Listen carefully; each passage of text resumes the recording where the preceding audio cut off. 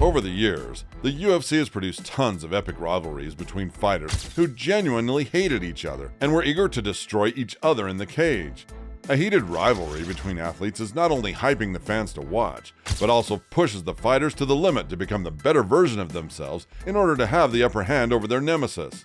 Dominic Cruz had Uriah Faber, John Jones had Cormier, and Silva had Sonnen. But who would have thought that the biggest and greatest rivalry of all time would be between two former kickboxers who are destined to fight each other for years like ancient Greece against Troy? Israel Adesanya and Alex Pereira have fought 2 times in kickboxing and 2 times in MMA already. And the way things are going, it seems like it's only the beginning, an overture to more epic fights and showdowns between these 2 kickboxing elites. We will take a deep dive into this epic rivalry and discuss why they are destined to fight again in the future.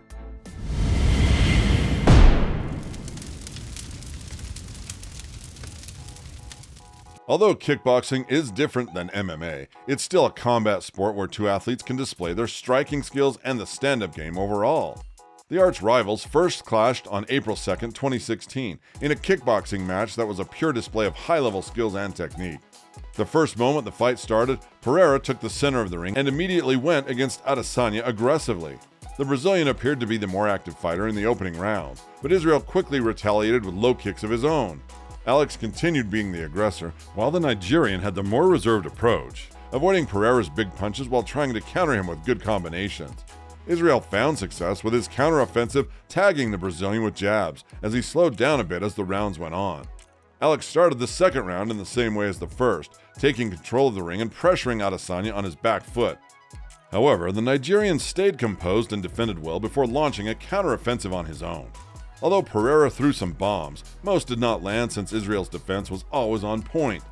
Adesanya slowly started taking control of the fight, landing clean 1-2 combinations and mixing punching with striking while switching stances. The Brazilian appeared to slow down a bit, and Israel took advantage of that by being the aggressor, pressuring his rival against the ropes while landing beautiful combinations. Pereira fought back and caught Adesanya with heavy bombs, but the Nigerian did not even flinch. As the third round went on, Adesanya displayed beautiful footwork, tagging Alex with combinations while moving away from his attempted power shots. Israel, who appeared to be the fresher fighter, went after his rival aggressively, landing clean, but that only angered the Brazilian, who retaliated with powerful shots that landed clean as well. Swinging like that came at a cost for Alex, who seemed tired as the third round went on. Adesanya used that opportunity to tag his opponent with good combinations and counterstrikes. Each time Pereira threw powerful punches, Israel retaliated with beautiful combos. The third round was clearly in favor of Adesanya. This was a very close fight that could have been scored either way. While Adesanya was the better technical fighter with more significant strikes, Pereira landed the more powerful shots. However, the judges scored 29-28 in favor of Pereira, a decision that is disputed by many. This controversial decision was an overture to Kickboxing Rematch to settle the score and determine who was the better kickboxer of the 2. The rematch in kickboxing between these 2 elite fighters was scheduled for March 4, 2017. It was apparent that a second fight should take place, considering the controversies around the first fight about who really won. Unlike in the first bout, the fighters entered the match very calculative, cautious, and reserved, respecting each other's skill. They were cautiously throwing combinations, but none were doing anything crazy, like recklessly swinging while opening the guard. However, Adesanya took control of the round when he pressured Alex against the ropes, delivering heavy overhand rights that got Pereira's attention. In a technical exchange where both fighters displayed high-level skills, it seemed Adesanya did more than his Brazilian rival to win that round. The Nigerian entered the second round as the aggressor, but Alex retaliated with good combinations on his own. Israel kept landing clean, tagging Pereira with punches, and the Brazilian appeared to have no real answer for Adesanya's attacks. By the end of the first round, Israel threw a combo that hurt Alex badly. The Brazilian entered a defensive mode, and Adesanya kept throwing bombs that were landing clean. It seemed that the referee would jump up at any time and save Pereira from taking any further punishment, but he refused to go down. Instead, the referee jumped in and gave Pereira the standing 8 count, a time the Brazilian used to recover. The little time bought was enough for Alex to survive the onslaught and have his chance at the closing round. Alex Pereira knew that he was down 2 rounds and entered the third one as he had nothing to lose. Adesanya defended well, avoiding some of Pereira's attacks, but then the infamous left hook came out of nowhere that knocked Adesanya out cold. That punch was a shock, and nobody could believe what had just happened, considering that Israel had nearly finished Alex in the previous round.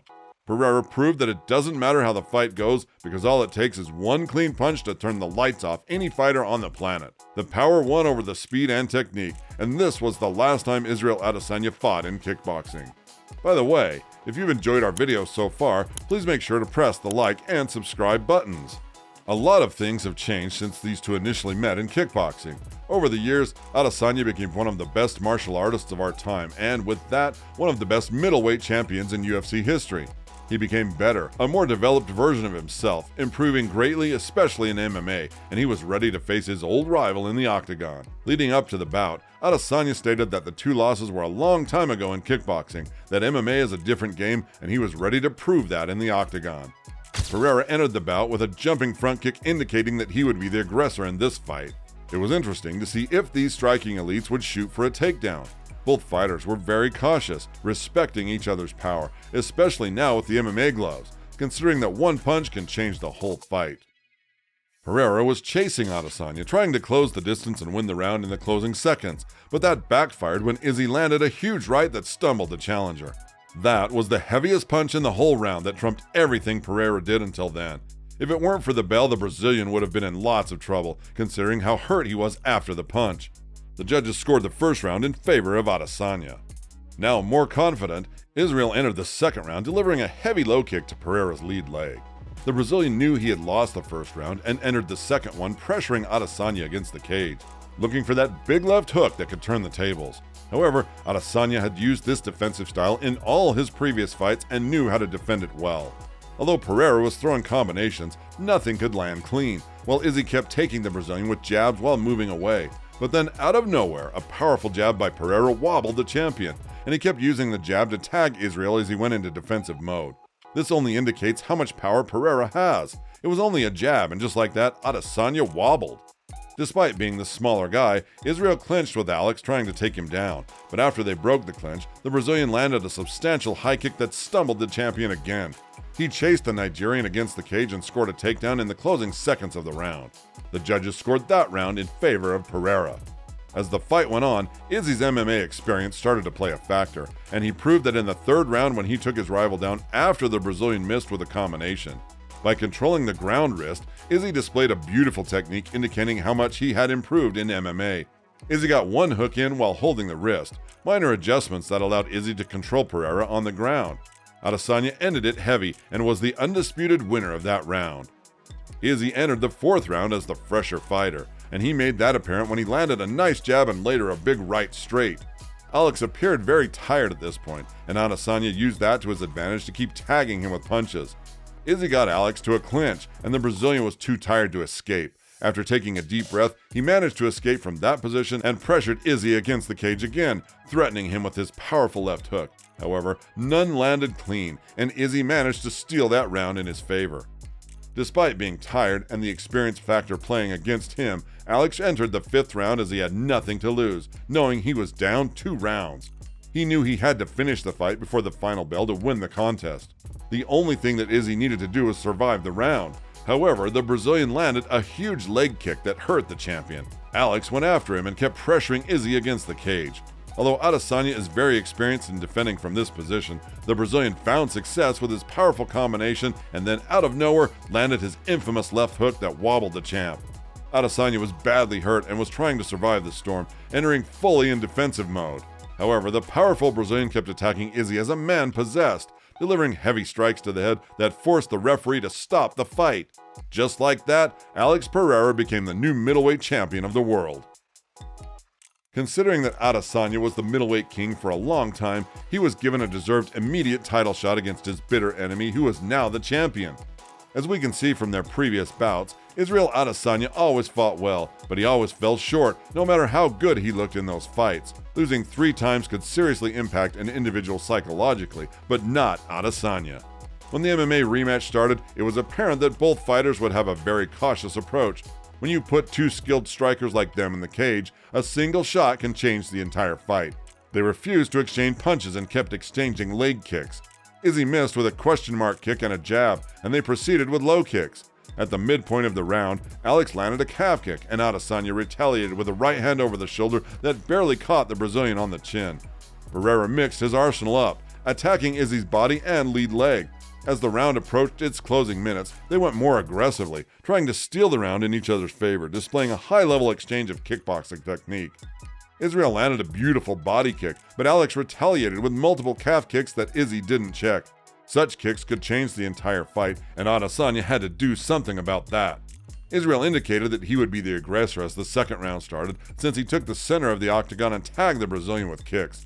He landed an inside leg kick followed by a question mark kick, but he missed on his second attempt. As scary as Michael Myers, Alex followed him, trying to pressure Izzy against the cage and close the show right there. He threw bombs, but most landed on Israel's guard and partially landed his infamous left hook. Izzy, aware of Alex's power, knew well how to defend it, circling left and right while threatening with combinations on his own. They returned to the center of the octagon, and now things were getting interesting, considering that they were both out of their shells and ready to exchange. The Brazilian decided to close the distance and pressure Izzy against the cage, and in the closing minute of the round, Pereira was stalking Adesanya and landed an outside kick that badly imbalanced Izzy. He then went after Izzy, trying to use the kick to his advantage and score the best out of it. As he landed another big blow kick, Alex pressed Israel against the cage, threatening with massive strikes and a knee, followed by the infamous left hook. However, the Nigerian blocked the left hook while keeping his eyes on his opponent, threw a jab to distract Pereira, and then landed a picture-perfect overhand right that hurt the Brazilian badly. He followed that punch with another right over the shoulder, and Alex Pereira was done. After moving to light heavyweight and defeating the top contender and former champion, Jan Blachowicz, the UFC will give Pereira a title shot against Jiri Prochazka for the undisputed UFC light heavyweight title. Although Prochazka is a fantastic striker with superior Muay Thai credentials, his reckless and careless style will cost him a lot when he fights Pereira. Jiri tends to charge forward with his guard down, delivering bombs and combos to end the fight quickly. However, Pereira is the only two-division Glory kickboxing champion with the power and the skill set to defend against Jiri's attacks, and deliver a left hook that could instantly end the fight. By winning the light heavyweight belt, we can be almost certain that Alex will immediately call Adesanya out in pursuit of becoming the next UFC's double champ, who would simultaneously hold titles in two different divisions. Taking into account that they are 1-1 in MMA, they need to settle the score in this sport, and if Alex wins the title and calls Izzy out, they will surely go for a trilogy fight to determine who is the real king of the jungle. And what do you guys think? Do you believe that this is the greatest rivalry in UFC history? How do you think a third fight between them would go? Leave your thoughts in the comments. And if you would like to watch more videos like this, please make sure to like and subscribe to our channel.